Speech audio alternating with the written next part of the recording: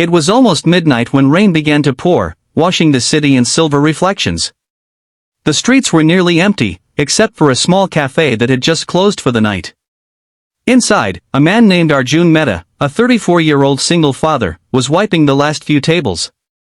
His uniform was damp from hours of hard work, his eyes tired but gentle. He had been working double shifts lately, first as a cleaner in an office building, and then at this cafe, all to give his little daughter, Arohi, a better future. She was only 7, sweet and bright, waiting for him at home with her grandmother. As Arjun stepped outside, pulling his worn jacket closer to shield himself from the rain, he noticed a familiar luxury car parked awkwardly near the cafe's entrance. The headlights were still on, and the driver's side door was open. When he got closer, his heart sank. Inside sat Meera Khanna, his boss, the owner of the cafe, and a woman who had built her business empire with ruthless determination. She was known for being sharp, cold, and unapproachable. But tonight, she was clearly drunk, her mascara smudged, hair falling loose, and tears rolling down her cheeks as she muttered something under her breath. Without thinking, Arjun approached her carefully. "Ma'am, are you okay?" he asked softly. Meera looked up in confusion, her voice slurred. "Oh, it's you, the cleaner boy," she said bitterly, trying to start the car. But the keys fell from her trembling hands. She looked lost, not like the powerful woman who gave orders every morning. Arjun immediately knew she wasn't in a state to drive. "Ma'am, please," he said gently, "let me call a cab." "You can't drive like this." She glared at him through half-open eyes. "I don't need help from someone like you," she muttered, trying to get out of the car. But her heel slipped, and she stumbled forward. Without hesitation, Arjun caught her before she fell. For a brief moment, her perfume mixed with the rain, and he could feel how fragile she truly was beneath the armor she always wore. He helped her sit back in the car, fetched a bottle of water from the cafe, and waited until she calmed down. When a couple of men nearby started laughing and making rude remarks, Arjun's protective instincts flared. He gave them a sharp look that made them back off immediately. Then, he decided to drive her home himself. He knew it was risky, but leaving her like this would have been wrong. He found her address in her phone and drove slowly through the empty streets.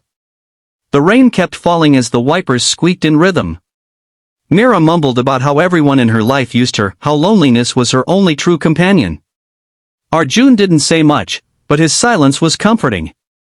When they reached her home, he helped her inside, placed a blanket over her on the couch, and left quietly, making sure she was safe before disappearing into the night. He didn't expect gratitude. He didn't even expect her to remember. For someone like Meera, people like him were invisible. But the next morning, everything changed. Before we continue, if you believe in kindness, second chances, and the power of humanity, then please take a moment to like, comment, share, and subscribe to Stories of Kindness. Your support helps us spread more true-hearted stories that remind the world that compassion still exists. When Arjun arrived at work the next day, the air was heavy. He expected to see Meera in her usual strict, composed state, perhaps even angrier than usual if she did remember. But when he walked into the cafe, everyone was whispering, and there she was, sitting at a corner table, a coffee cup untouched in front of her. She looked different today, not just in appearance, but in her expression. Her eyes, usually cold and sharp, softened the moment she saw him. "Arjun," she said quietly, standing up. The entire staff fell silent. Nobody had ever heard her use anyone's first name before. Arjun froze, unsure how to respond. She walked toward him, holding something in her hands, his jacket. He had left it in her car the night before. "You forgot this," she said, her voice trembling slightly. He took it, his heart pounding. "I'm sorry if I overstepped, ma'am. I just didn't want you to get hurt." Her lips quivered into a faint smile. "You didn't overstep," she replied softly. "You saved me from doing something stupid, and from people who might have taken advantage of me. Thank you." The other employees exchanged glances, astonished. Meera Khanna, the woman who fired people for being 5 minutes late, was thanking a janitor.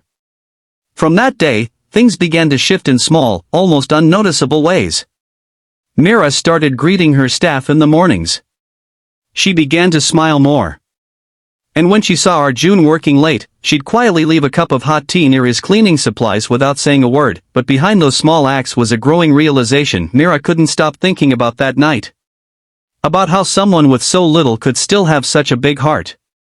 She started asking around about Arjun, learned that he was widowed, that his wife had passed away 3 years ago from a sudden illness, and that he was raising his daughter alone. He worked endless hours but never complained. The more she learned, the more something inside her softened. One evening, Mira stayed back after closing hours. She found Arjun mopping the floor quietly, humming a lullaby. "That song," she said softly from the counter, "it's beautiful." Arjun looked up, surprised.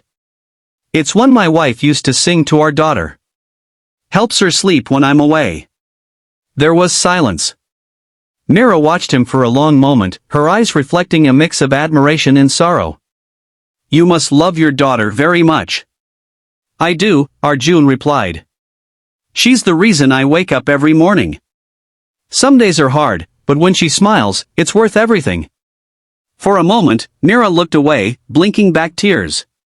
"You're a good man, Arjun," she whispered. From then on, their connection deepened in quiet, meaningful ways. She started giving him extra shifts, but not out of pity, out of respect. She'd often find excuses to talk to him about life, about dreams, about the kind of happiness money couldn't buy. And though she never said it out loud, Mira began to feel something she hadn't in years: trust.